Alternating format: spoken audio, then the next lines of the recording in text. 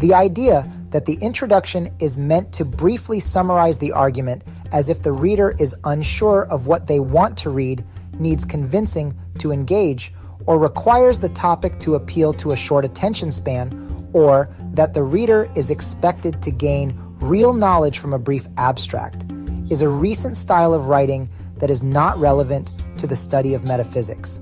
An introduction obscures the task at hand for the sake of entertainment because it focuses on providing a main point, often with the expectation of quickly getting to the heart of the matter, rather than capturing the idea as it pops up in the mind and stamping that conception into written form.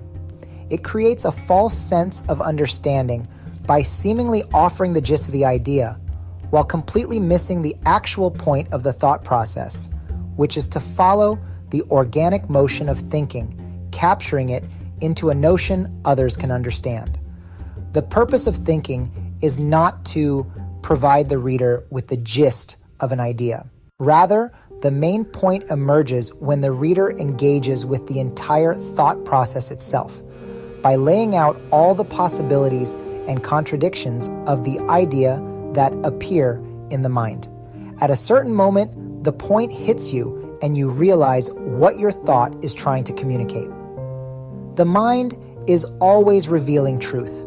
The question is whether you are capable of receiving that truth consciously or unconsciously. The philosopher must lay out the entire thought process as it hits them in the mind. The idea appears in the mind along with the errors encountered during the investigation, and the resolutions to those errors lead to the discovery of the so-called point of the idea. This discovery reveals that the idea in its entirety is the same as the thinker's participation in the idea. The reader, too, participates in the thought process, which naturally uncovers itself in their mind.